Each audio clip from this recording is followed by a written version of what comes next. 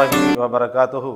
கண்ணியமிக்க அல்லாஹ்வின் நல்லடியார்களே, சகோதரர்களே, நபிகள் நாயகம் ஸல்லல்லாஹு அலைஹி வஸல்லம் அவர்கள் கூறினார்கள், இஸ்லாம் 5 தூண்கள் மீது கட்டமைக்கப்பட்டுள்ளது. கலிமா, லா இலாஹ இல்லல்லா முஹம்மது ரசூலுல்லா, அடுத்ததாக தொழுகை, அதற்கு அடுத்ததாக நோன்பு, அடுத்ததாக ஜக்காத், ஹஜ். இந்த 5 விஷயங்கள் மீது இஸ்லாம் கட்டமைக்கப்பட்டுள்ளது. இதில் ஏதாவது ஒன்றை ஒருவர் புறக்கணிக்கப்படுகின்றார் என்று சொன்னால் அவர் இஸ்லாத்தினுடைய அந்த கட்டமைப்பிலிருந்து அவர் தகர்த்து எரிந்தவராகி விடுகின்றார். இன்று நாம் பல மக்களுக்கு மத்தியில் நாம் பார்க்கப்படுகின்றோம். நினைத்தால் தொழுவது, இல்லை என்று சொன்னால் தொழுகையை விட்டு விடுவது. அதே போன்று ஜக்காத்து கொடுப்பதற்கு வசதி இருந்தும் கூட ஜக்காத்து கொடுக்காமல் இருப்பது. இப்படி ஏதாவது ஒன்றை ஏற்றுக்கொண்டு ஏதாவது ஒன்றை அவர் புறக்கணிக்கப்பட்டாலும் இஸ்லாத்தினுடைய அந்த கட்டமைப்பிலிருந்து அவர் தகர்த்து எரிந்தவராகி விடுகின்றார். அதே போலுதான் இப்பொழுது நாம் சந்தித்திருக்கின்ற இந்த புனிதமிக்க இந்த ரம்லான் மாதம்.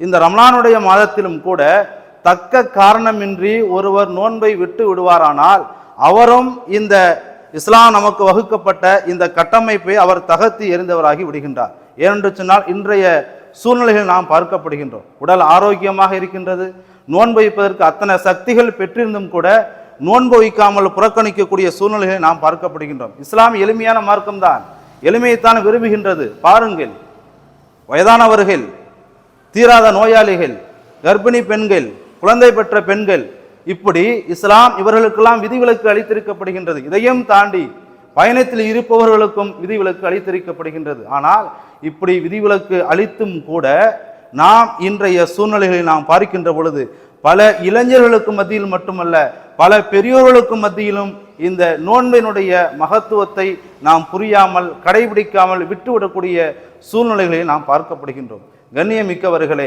இறைவன் நமக்கு வகுக்கப்பட்ட இந்த கட்டமைப்பினுடைய அடிப்படையில் சரியான முறையில் பேணி காத்தால் மட்டும்தான் நாம் உண்மையான முஸ்லீமாக நாம் வாழ முடியும்.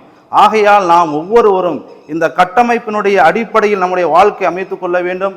இஸ்லாம் நமக்கு வகுத்து காட்டி தந்த அந்த அடிப்படையில் இந்த மகத்துவத்தை புரிந்து கொண்டு அல்லாஹ்வுக்கு பயந்து இந்த கட்டளைகளை நிறைவேற்றக்கூடிய பாக்கியத்தை அல்லாஹு தஆலா எனக்கும் உங்களுக்கும் தந்தல் புரிவானாக. ஆமீன். அஸ்ஸலாமு அலைக்கும் வரஹ்மத்துல்லாஹி வபரகாத்துஹு.